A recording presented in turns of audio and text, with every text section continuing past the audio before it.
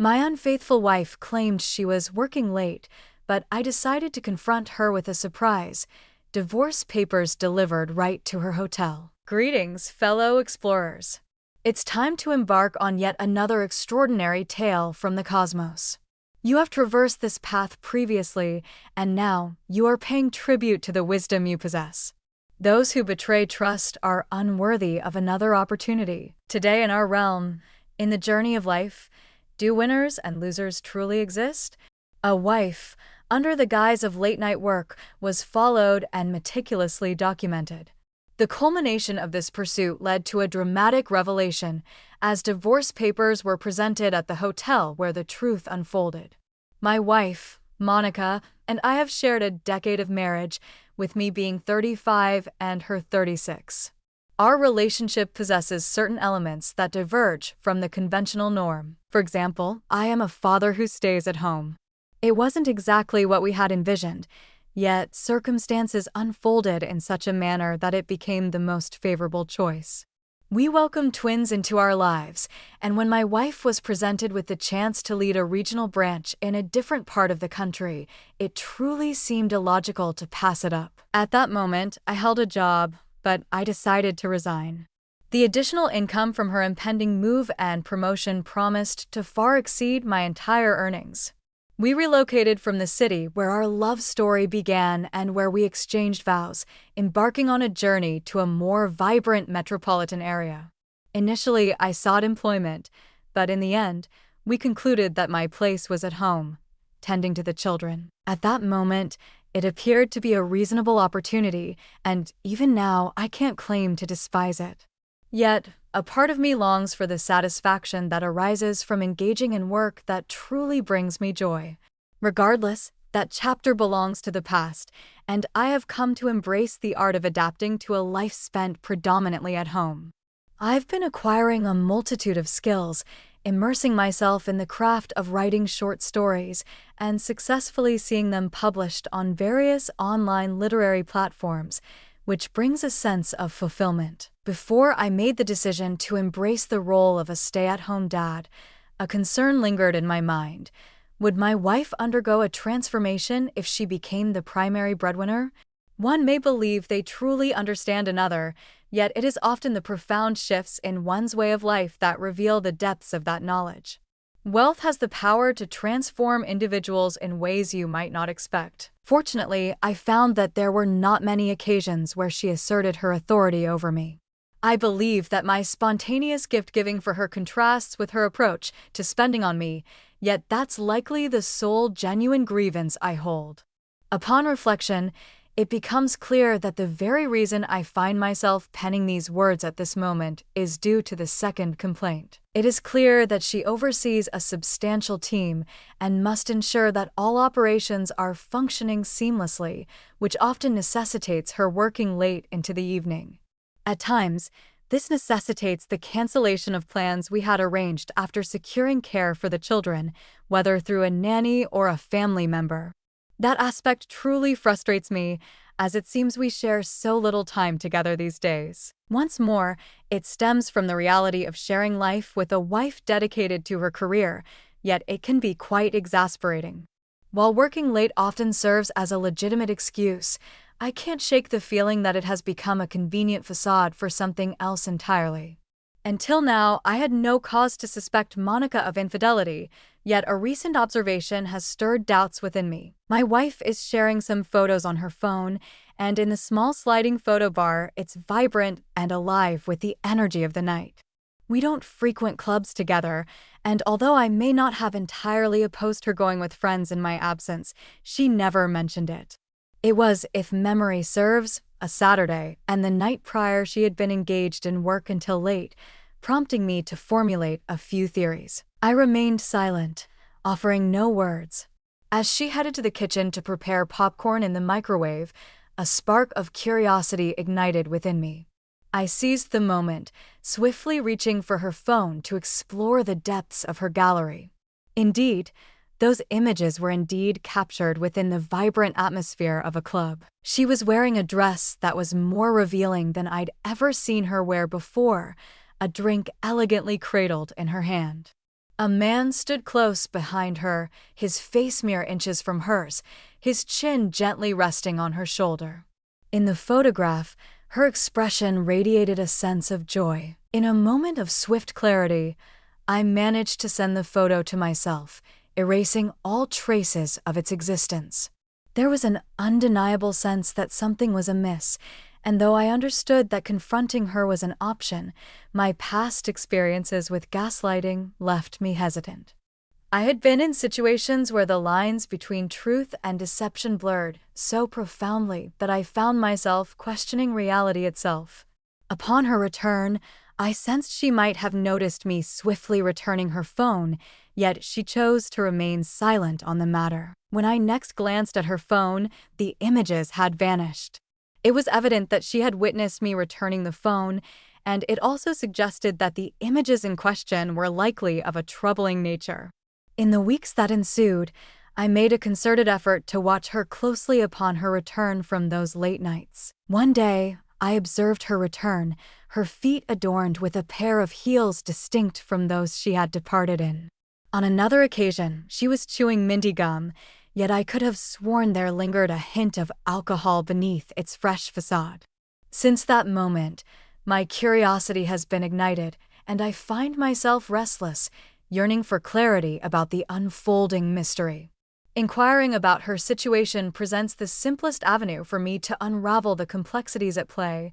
However, it simultaneously offers her a convenient escape, allowing her to weave a web of deception and meticulously conceal her footprints. At that moment, her chances of making a mistake would diminish even further.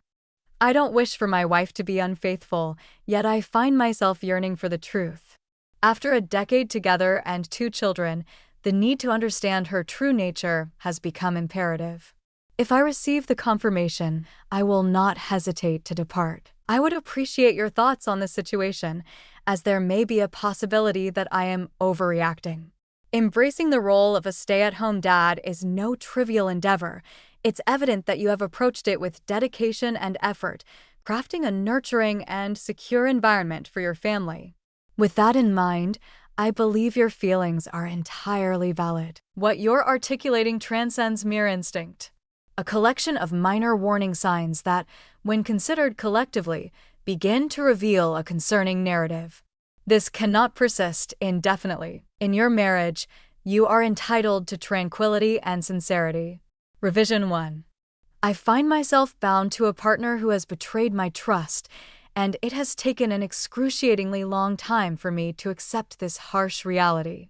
The truth is undeniable, and it astonishes me beyond measure. At the outset of our relationship, I expressed to her with utmost clarity that loyalty was one of my most cherished values. She asserted that she remained unchanged. She expressed that she had endured betrayal multiple times in the past and was determined to avoid experiencing that anguish once more, and I found myself empathizing with her deeply. Before that, I had experienced betrayal twice at the hands of the same woman. I extended my forgiveness to her once, but the second time, I could not find it within myself to do so again. That is precisely why I will not extend a second chance to Monica. Those who betray trust should not be granted another opportunity, and I trust that this sentiment will resonate with everyone who encounters these words. To clarify, I have not yet finalized the divorce, nor have I disclosed my awareness of her infidelity. However, I am fully aware and have meticulously recorded every detail throughout this journey. I've observed that she exhibits a heightened sense of protectiveness over her phone. It accompanies her at all times, and I find myself questioning whether I may have been careless, revealing more than I should, or at least hinting at my doubts. Yet, she makes it difficult for me to pry into her phone, all the while putting in late hours, leaving me with little recourse. Having the kids with me makes it rather impractical to express a desire to follow her. Nevertheless, I have only just uncovered this, and here's the tale of how it came to light. There was a week marked by conflict, sparked by my desire to pursue a master's degree as a step toward re-entering the workforce afterward. When I completed the program, the children would have reached an age where we could comfortably leave them with a babysitter for extended periods. She expressed her discontent, stating that I had made a commitment to being a stay-at-home dad and my sudden decision to return to school would disrupt the arrangement we had established. She continually asserted that her income sufficed for both of us, as though it were merely a matter of finances. She began to frame it in terms of the children, suggesting that my absence could potentially have detrimental impacts on them. She sought every possible justification she could muster. Her assertion that it was an unnecessary expense truly irked me. Thus, it transformed into a spirited exchange, constrained by the presence of two slumbering children above. The discussion remains unresolved, yet I have not abandoned my plans in light of it. It no longer holds any significance, for she will soon find herself without a voice in the narrative of my life. Following that altercation we experienced, I began to take refuge in the guest room for my slumber. It seemed to be the following work night after that significant altercation when she returned home later than her usual hour. She failed to mention that she would be staying late at work. With a swift motion, she turned the key in the lock, pushed the door open, and made her way directly to her room.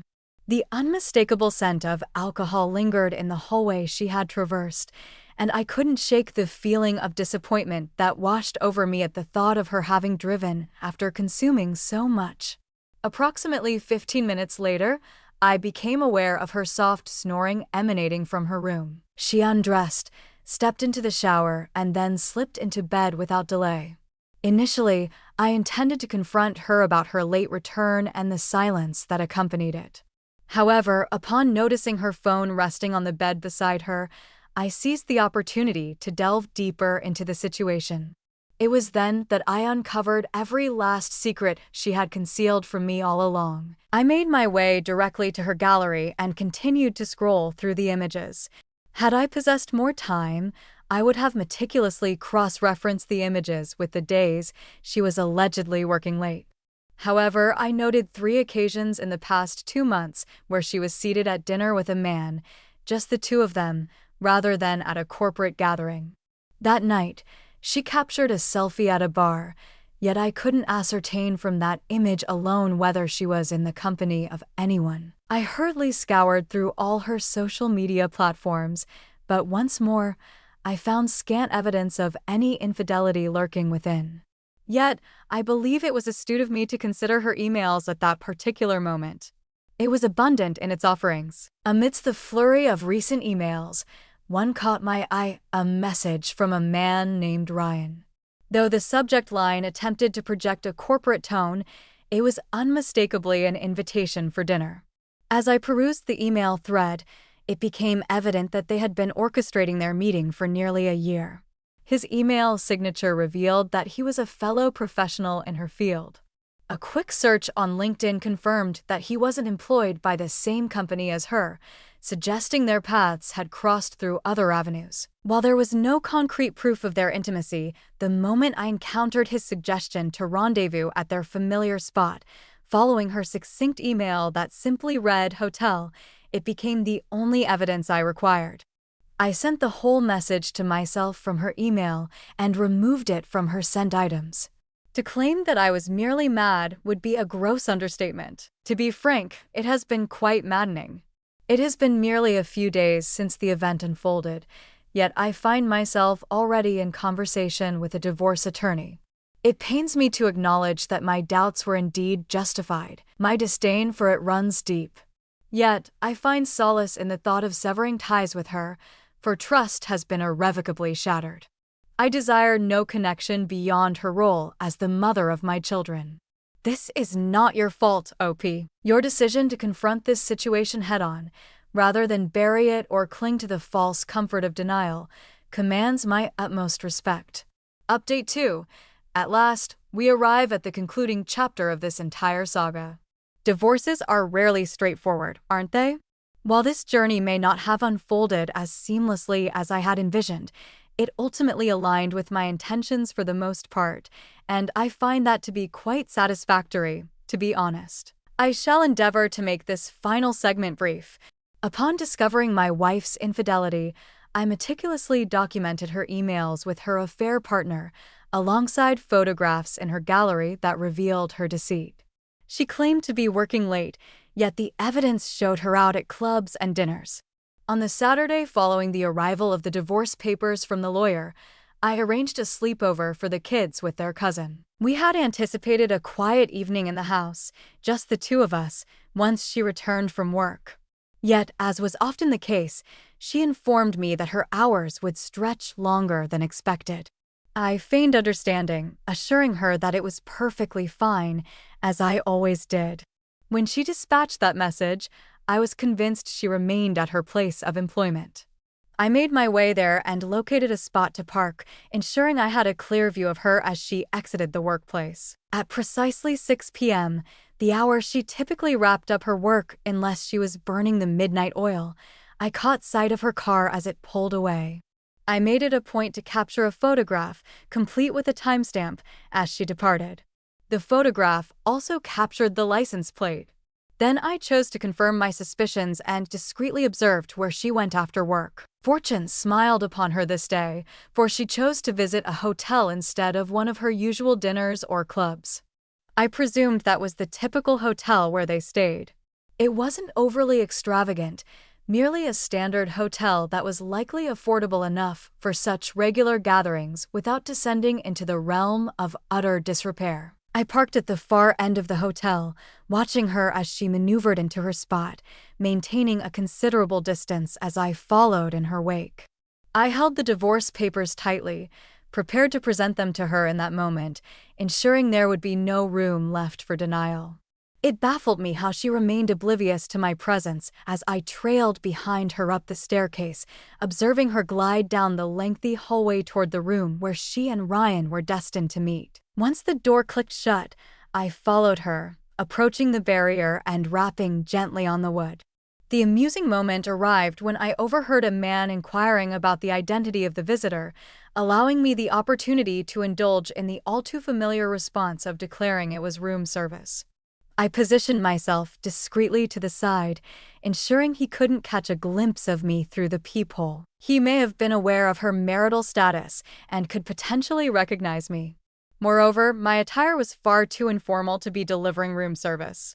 He swung the door open, glancing first to one side and then to where I stood.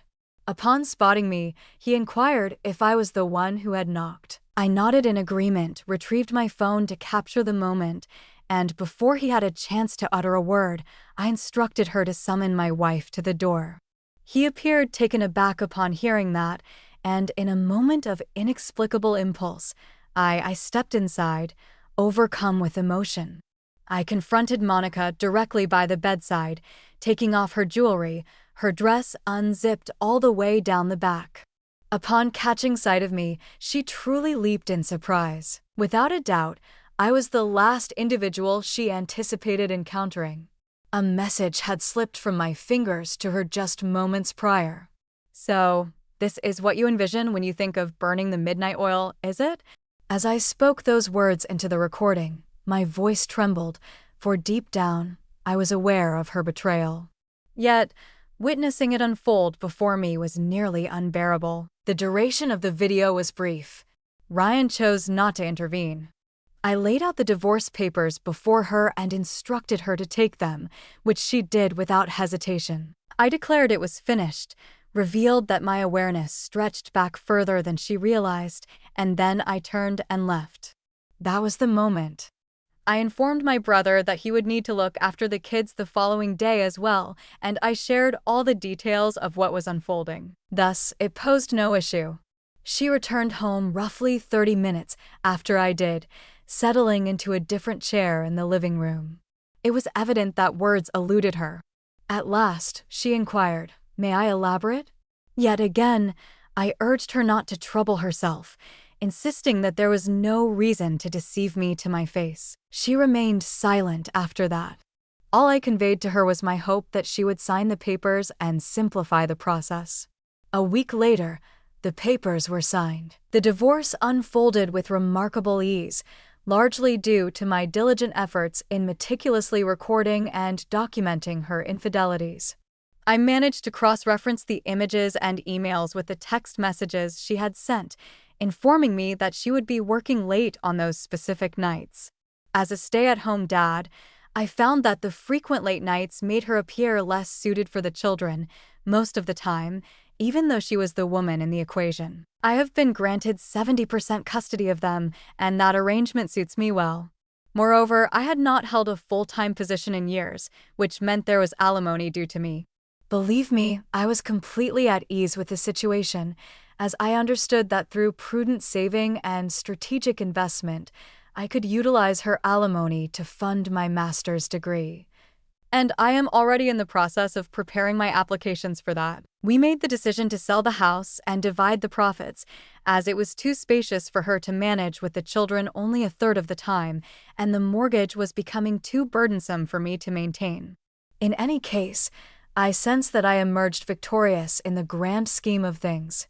Divorce is no trivial matter, particularly when children are caught in the crossfire, yet I cannot claim responsibility for the circumstances that led us here. She did, and the pain lingers because my love for her ran deep, yet life continues onward. I will either thrive in my own company or discover someone who surpasses my expectations. It seems there is always someone who surpasses us, in my view. It brings me great joy to learn that the legal matters have resolved positively for you. 70% custody and alimony? It's simply fulfilling its purpose, and I admire how you're transforming that alimony into a stepping stone for your future. Are you pursuing your master's degree? That is truly impactful. It's unfortunate that we've reached this point, and I truly empathize with the burden you've had to bear, yet I believe you are entirely justified in your perspective. You have not been defeated. Someone greater awaits you, and though they may not appear immediately, you are already demonstrating that you are more than sufficient on your own. What compels individuals to cast aside years of trust and familial bonds for something so fleeting and superficial? We invite you to share your thoughts in the comments section below. We appreciate your presence with us today in this shared space.